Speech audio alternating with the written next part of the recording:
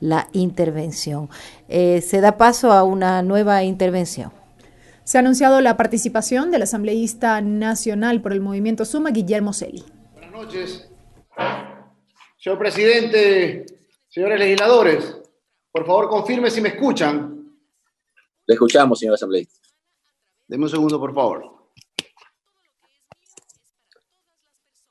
Señor presidente, señores legisladores, hoy día tratamos el veto a este proyecto de ley, entre comillas, humanitario, proyecto de ley que claramente llevaba en sí un cóctel lleno de impuestos que, gracias a la presión ciudadana y a la definición de aquellos asambleístas que estuvimos desde el primer día denunciando al país esta metida de mano a los ecuatorianos, es que luego de 2 días antes de la votación, el gobierno decidió retirar la parte impositiva, sabiendo que en plena pandemia la situación económica de los ecuatorianos, de los 3.5 millones de ecuatorianos que viven del día a día, de 8 de cada 10 ecuatorianos que no tienen ahorros, de cerca de 200.000 ecuatorianos que ya han perdido sus empleos,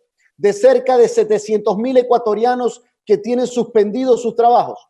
Y para remate, le querían meter la mano al bolsillo de la familia ecuatoriana ya muy golpeada, no solamente por la situación económica, ya muy golpeada por la terrible, terrible pandemia que vive nuestro país.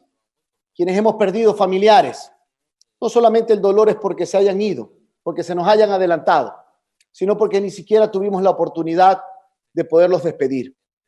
Es por eso, señor presidente y señores legisladores, que realmente indigna que ahora tengamos también la pandemia de la corrupción, lamentablemente, a lo largo y ancho del Ecuador.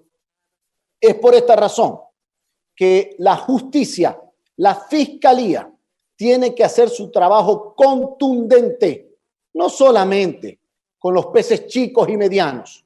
La fiscalía tiene que llegar a los peces gordos del gobierno que de manera criminal han entregado botines políticos en hospitales, tanto del Ministerio de Salud Pública como del Seguro Social. Acción criminal y además miserable, que lo único que hace es que padres de familias, madres de familias, hijos fallezcan producto del COVID, fallezcan por la falta de medicinas, médicos, enfermeras, enfermeros que no tienen los equipos de bioseguridad para poder afrontar esta pandemia y poder dar sus servicios, su apoyo, su apostolado en favor de salvar vidas. Y también médicos, enfermeras, enfermeros, equipos en general del sistema de salud pública han fallecido producto de la pandemia. Por eso la indignación nacional no deja de indignarnos, no deja definitivamente de sorprendernos que lamentablemente asambleístas estén involucrados en estos execrables hechos. Por eso la Fiscalía tiene que investigar a profundidad.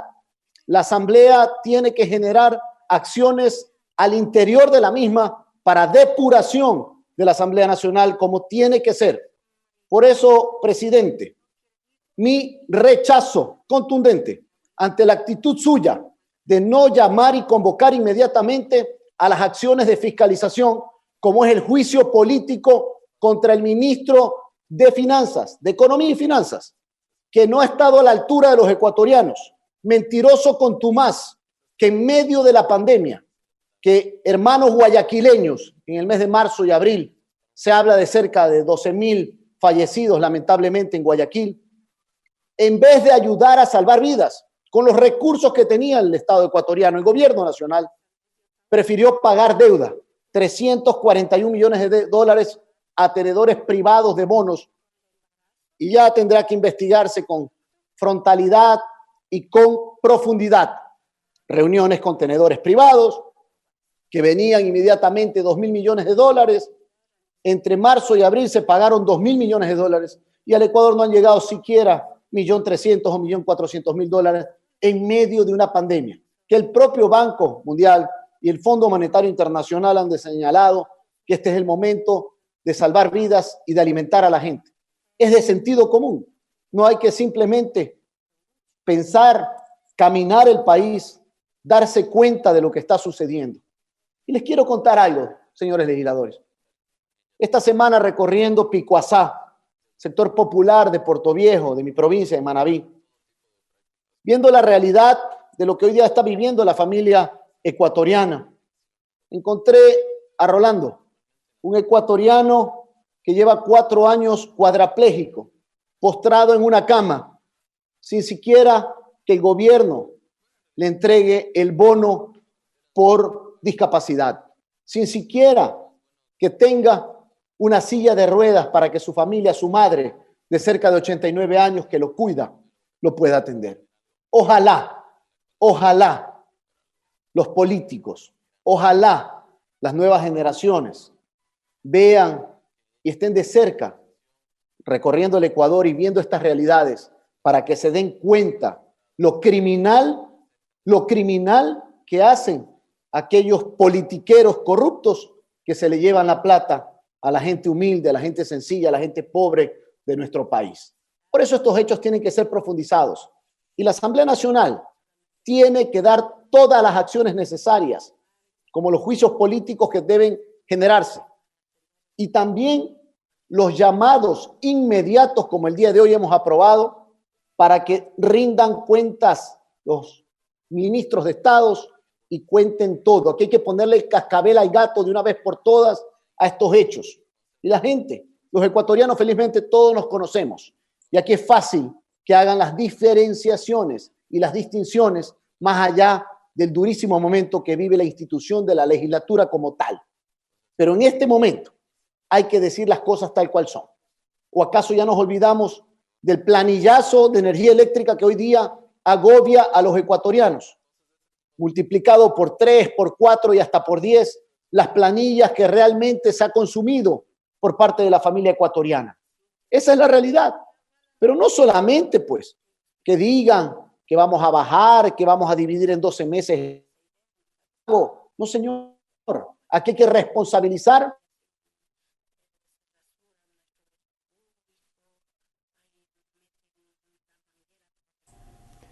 Estamos escuchando la intervención del asambleísta nacional por el Movimiento Suma, Guillermo Celi. A nuestro país. Y esto es importante decirlo con toda claridad. Ahora me voy a referir fundamentalmente y de manera ágil en los temas que se trata en el veto. Ustedes saben, señores legisladores, que mi votación fue en contra de esta ley, entre comillas, humanitaria, porque la empaquetaron. Fue una ley completa, o votas por todo o no votas por nada.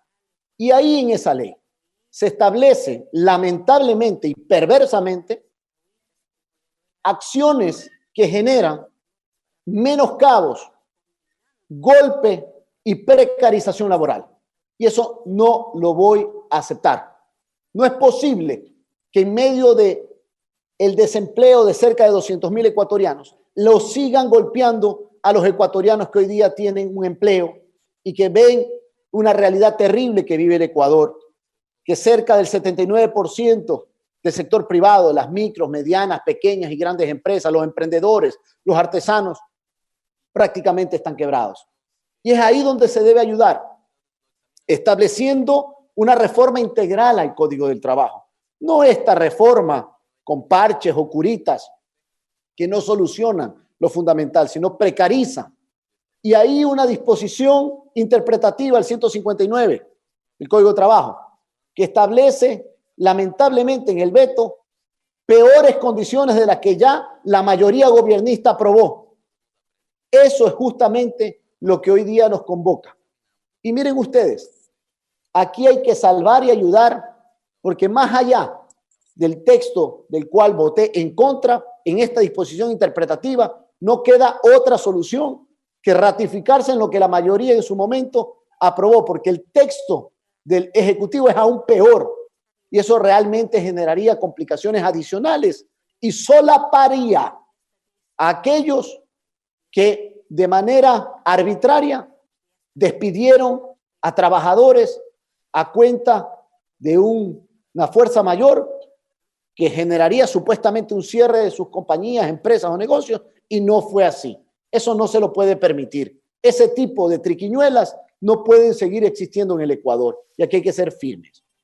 En el tema del concurso preventivo, que es una figura que la planteé a las 2 semanas de que inició la pandemia y que tomó esta ley en parte, lo que ha hecho el Ejecutivo, y un poco analizo lo que significa esta figura del concurso preventivo, del concordato, es una figura que la planteamos una especie de Chapter 11 o capítulo 11 que tienen los Estados Unidos para evitar que quiebren las empresas y se pierdan los empleos. Ese es el espíritu. Ahí está planteada mi ley integral y que voy a insistir en la misma, más allá de que en esta ley se ha tomado parte. Pero miren ustedes, legisladores, lo que ha hecho en el veto el Ejecutivo es una cosa lamentable. El Ejecutivo, el presidente, establece 2 elementos que son perversos y que impiden que esta figura sirva. El primero es una obligatoriedad de que exista un proceso de mediación. Esto quiere decir que prácticamente con la mediación, hasta que termine la mediación, las empresas y los empleos ya se han perdido. Y además, parecería que la banca, el sector banquero, es el que ha hecho este veto, porque establecen que un requisito para someterse al proceso concursal, al concordato, es que aquellas empresas, negocios, micro, medianas, emprendedores, artesanos, tienen que tener provisionado el 60% de la deuda con la banca. Esto es una barbaridad, pues. ¿A quién le quieren tomar el pelo, pues? Si hoy día el Ecuador entero está desesperado, que a partir del mes de junio empezaron las llamadas, que pague aquí, que pague allá, que pague la tarjeta, que pague el crédito. ¿Y acaso no entienden que la ciudadanía, que la familia ecuatoriana ha estado cerca de 80, 90 días sin poder trabajar? Pues, ¿y de dónde van a sacar la plata? Esta es una acción terrible. Y por eso, más allá que tomaron parte de mi proyecto, que fue trabajado conjuntamente con varios asambleístas, con la propia superintendencia de compañías, y que esta propuesta es mejor de lo que lamentablemente la barbaridad y la aberración jurídica que ha planteado el Ejecutivo. En tal virtud, en este punto me voy a ratificar, porque es mejor que se apruebe esta parte y luego lo complementemos en la ley completa para salvar los empleos que todavía quedan y cuidar al sector privado, a las micro, medianas, pequeñas empresas, a las MIPYMES y a los emprendimientos. Esto es fundamental. Lamentablemente aquí se han hecho paquetes de allanamientos y de ratificaciones, cuando debió haber sido una apertura a temas en general que permitan tener una mayor amplitud. ¿Qué se habló sobre el asunto de la reducción en lo que son los servicios básicos y fundamentalmente en lo que es la luz eléctrica? No es posible que solamente se establezca señor asambleísta, por favor. No es posible que se establezca solamente una reducción del 10%. Yo había planteado que sea entre el 20, 30 hasta el 50% y que haya también exoneración a los quintiles 1 y 2, la gente más pobre que tenía que exonerársele, condonársele estos cobros. Por eso, yo vuelvo a insistir, señores legisladores, y al gobierno nacional, la ley para bajar hasta en el 50% la energía eléctrica del sector rural está aprobada hace cerca de 8 o 9 meses, que fue una propuesta que realizamos, que ustedes apoyaron. Está publicada en el registro oficial 514 y este gobierno hasta el día de hoy es incapaz de firmar el decreto presidencial para bajar los costos de la energía eléctrica a un sector fundamental como es el sector agrícola del país. Lamentablemente este es un gobierno sin liderazgo, un gobierno que no pone orden, que no pone dirección y que lamentablemente está corroído por una profunda corrupción de sus funcionarios. Y no vengan a decir que no hay nada que investigar. Hay mucho que investigar. Si no es ahora en este periodo, más temprano que tarde será a partir del próximo año. Pero aquí hay que investigar a profundidad y las cosas no pueden quedar así. Miren, señores legisladores, señor presidente, vamos en una profunda unidad, sí, en una profunda solidaridad, sí, a apoyar a los ecuatorianos, pero sin impunidad y sin alcahueterías. Hoy día no tenemos vigente, lamentablemente, la figura de la incautación de los bienes para poder recuperar la plata robada, porque obtuvimos el año pasado solo 59 votos, faltaron 11. Pues bueno, los que impidieron aquello tendrán que rendirle cuentas también al país. Ecuatorianos, vamos con profunda esperanza, con valentía, en unidad y en solidaridad a salir adelante de esta terrible pandemia y de este terrible momento tan difícil en materia de crisis económica. Vamos a tomar las mejores decisiones en las próximas horas para la votación. Ya he señalado mis puntualizaciones y mi apoyo a la gente más sencilla y humilde. Esta ley no soluciona lo de fondo. Lo de fondo se soluciona con acciones concretas de un gobierno que no las toma y que sigue esperando el sueño de los justos. Señor presidente, señores legisladores. Teníamos allí la intervención del asambleísta nacional